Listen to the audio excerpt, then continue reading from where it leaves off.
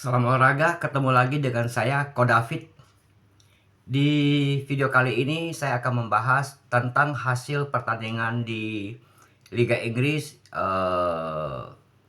pekan ke-27, yang kita tahu ada beberapa pertandingan yang sudah selesai, yaitu antara eh, Brentford melawan Chelsea. Itu kita tahu dengan skor 2-2 di menit ke 55.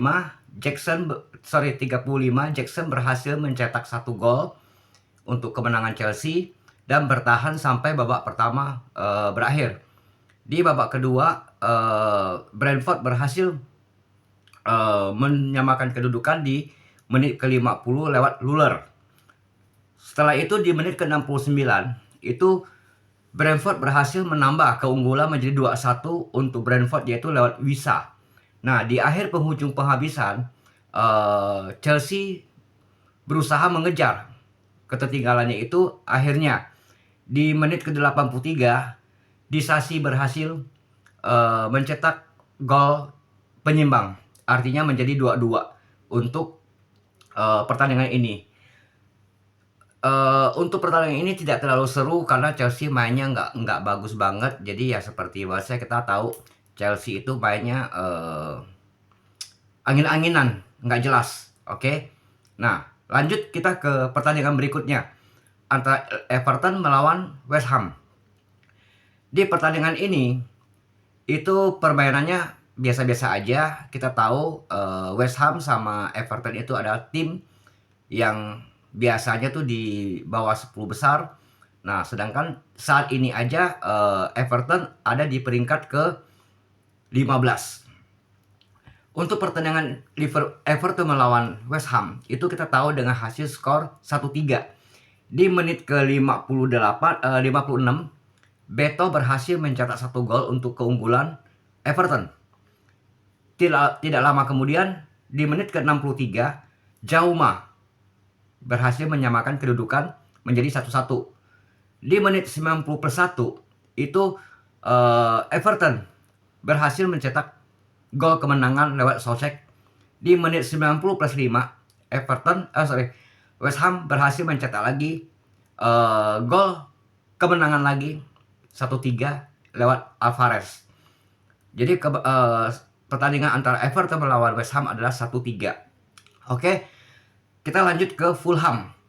Fulham ini lagi positif, berhasil melumat Brighton dengan skor 3-0. Kita tahu Brighton ini tim yang sangat sulit dikalahkan, tapi kemarin malam dia berhasil dikalahkan oleh Fulham dengan skor telak 3-0.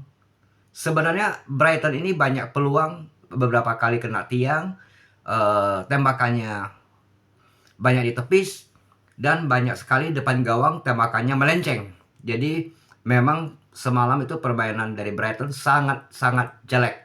Nah, di menit ke-21 Fulham berhasil mencetak gol 1-0 lewat Wilson. Setelah itu di menit ke-32 lewat Muniz berhasil mencetak 1-0 lagi menjadi 2-0. Nah, di babak kedua permainannya saling menyerang.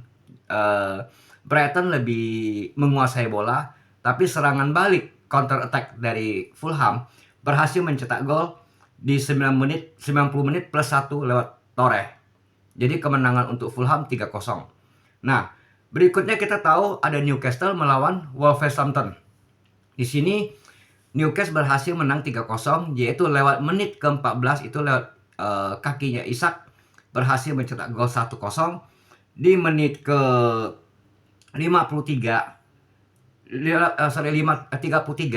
Gordon berhasil mencetak gol kemenangan menjadi 2-0.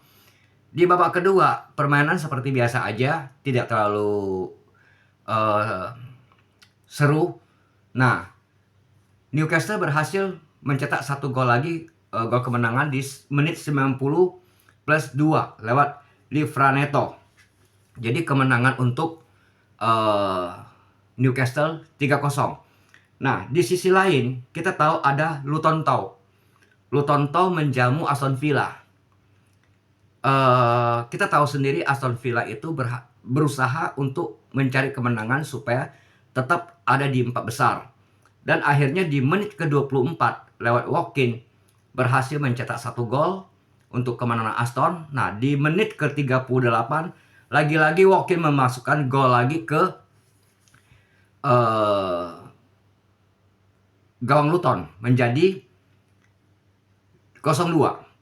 Nah, di babak kedua menit ke-66 lewat Chong itu berhasil memperkecil ketinggalannya menjadi 1-2. Di menit 72 ada Morris berhasil menyamakan kedudukan menjadi 22. Tapi namanya Aston tidak menyerah. Di menit ke-89 berhasil mencetak gol kemenangan lewat Digne. Jadi kemenangan untuk Aston Villa menjadi 2-3. Nah, Aston Villa berhasil mempertahankan posisinya di 4 besar. Setelah itu kita tahu ada Tottenham melawan Crystal Palace.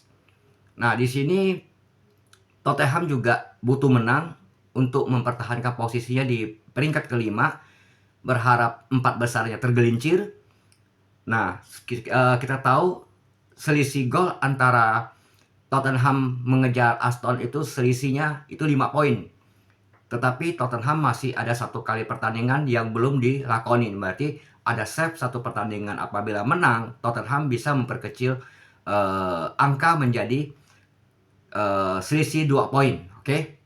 Nah, di pertandingan antara Tottenham melawan Crystal Palace itu, di babak pertama itu 0-0. Saling jual beli tembakan, saling menyerang. Di babak pertama hasilnya 0-0, tidak terlalu seru. Nah, di babak kedua Tottenham tertinggal lebih dulu lewat gol yang diciptakan oleh Eze. Pemain Crystal Palace, Eze berhasil menciptakan gol menjadi 0-1. Akhirnya Tottenham itu berusaha keras untuk membalas golnya dan berhasil. Di menit ke-77 lewat Werner, Tottenham berhasil membalas gol menjadi 1-1. Lagi-lagi di menit ke-80 lewat Romero, Tottenham berhasil mencetak gol kedua menjadi 2-1. Di menit di menit ke-88 kapten tim dari Tottenham Hotspur yang kita tahu adalah pemain Asia, Son Heung-min, berhasil mencetak gol kemenangan makin jauh menjadi 3-1. Nah, untuk kemenangan Tottenham tersebut, maka Tottenham sekarang tetap masih ada di peringkat kelima klasemen sementara Liga Inggris. Nah, yang paling seru, yang paling deg-degan yang saya nonton semalam itu adalah antara Nottingham Forest melawan Liverpool. Di kali ini Nottingham Forest kita tahu pemainnya itu-itu aja, tapi mereka berjuang untuk supaya bisa makin jauh dari zona degradasi. Walaupun mereka saat ini masih di peringkat tidak masuk zona degradasi, tetapi lawan yang dihadapi adalah Liverpool. Kita tahu saat ini Liverpool adalah pemencak klasemen, walaupun banyak pemain Liverpool yang cedera. Nah, akhirnya di babak pertama itu saling serang. Kita tahu banyak peluang yang diciptakan oleh Forest, juga Liverpool. Tapi di babak pertama akhirnya 0-0 untuk kedua tim. Nah, di babak kedua saling jual beli serangan. Kalau saya lihat penguasaan bola tidak terlalu signifikan berbedanya.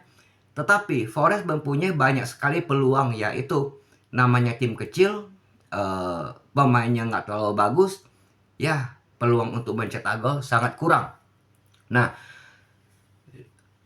di menit ke-80 posisi masih 0-0. Saya lihat Klopp sudah mulai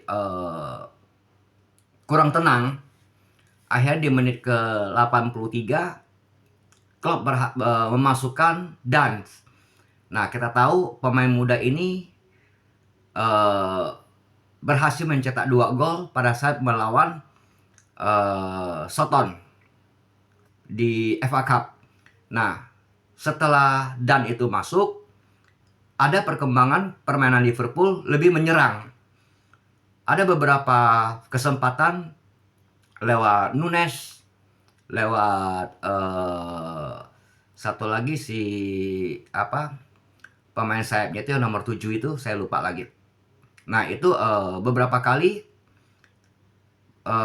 melebar, tapi akhirnya Liverpool itu berhasil mencetak 1 gol lewat sundulan Nunes di menit-menit akhir di 90 plus 9. Akhirnya Liverpool berhasil mencetak 1 gol, membawa pulang 3 poin dan memuncaki klasemen sementara.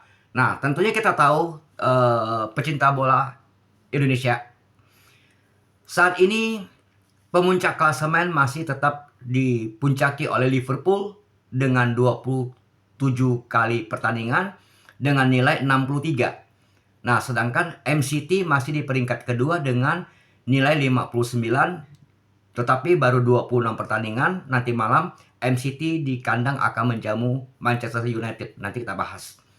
Nah, di peringkat 3 tetap ada Arsenal yang mengumpulkan 58 poin. Itu 26 pertandingan. Untuk Aston Villa tetap di peringkat keempat dengan 50 poin. Sedangkan sudah 55 poin, sudah 27 kali pertandingan. Nah, di bawahnya di peringkat kelima ada Tottenham Hotspur dengan 50 poin. Di 26 pertandingan masih save 1 pertandingan. Apabila menang maka dia akan memperkecil dengan Aston Villa menjadi selisih 2 poin. Nah, di peringkat ke-6 kita tahu ada MU. MU saat ini mengumpulkan nilai 44 dengan 26 pertandingan. Nanti malam MU akan bertandang ke MCT, jadi Big Smack kota Manchester. Nanti kita akan bahas seperti apa. Nah, di bawahnya itu ada West Ham. West Ham berhasil mempertahankan peringkatnya itu di angka 42 poin di 27 pertandingan. Nah, sedangkan Newcastle juga meraih kemenangan dengan nilai 40 poin di 27 pertandingan. Sedangkan Brighton tertahan di bawah Newcastle dengan 39 poin di 27 pertandingan. Nah, Wolves tertahan karena kalah. Chelsea meraih hasil imbang. Maka Chelsea memiliki nilai 36 di 27 pertandingan. Oke, nah selanjutnya kita tahu SU udah pasti degradasi sama Bandai kemungkinan akan degradasi dan Luton Town kemungkinan akan degradasi. Nah, nanti malam kita tahu ada pertandingan antara Burnley melawan Brentford. Nah, itu kemungkinan besar akan seri. Nah, yang paling seru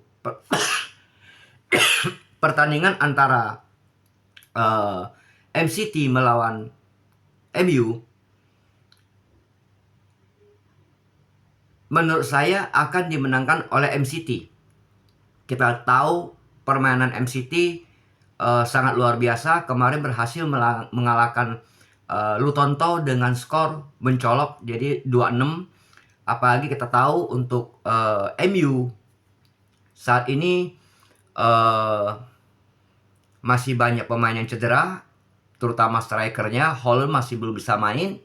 Nah, kita tahu Rashford ditempatkan di striker kurang bagus, dia harus di sayap. Nah, untuk Anthony juga permainannya biasa-biasa saja. Nah, kita tahu kemarin Casemiro itu sempat terluka di kepalanya. Kita nggak tahu hari ini apakah dia bisa diturunkan. Luke Shaw sebagai back, Martinez sebagai back, itu cedera tidak bisa dimainkan. Nah, kalau saya menyarankan untuk Den Haag untuk menurunkan pemain itu nanti malam tetap mainkan Rashford sama Garnacho di sayap. Terus strikernya kita akan pakai McTominay untuk strikernya. Nah, bukan Rashford yang jadi striker karena McTominay sebagai striker lumayan oke. Dia punya killer insting yang luar biasa. Nah, di bawah McTominay kita kasih Bruno Fernandes sebagai second striker untuk lini tengah. Moga-moga Casemiro bisa main, nanti dia bisa berpasangan dengan Maino. Nah, kalau Casemiro pasangan dengan Maino itu lumayan bagus. Untuk Maguire, kita tahu kemarin sempat cedera. Nah, kita nggak tahu hari ini apakah dia bisa main atau tidak. Saya pikir untuk Erikson, walaupun dia sudah lambat, perlu dicadangkan untuk melapis antara Maino dengan Casemiro. Nah, untuk backs itu bisa manfaatkan ada Dalot, ada masih banyak lah beberapa, ada Varane. Nah, mungkin si Amrabat bisa dijadikan sebagai back kiri atau back kanan.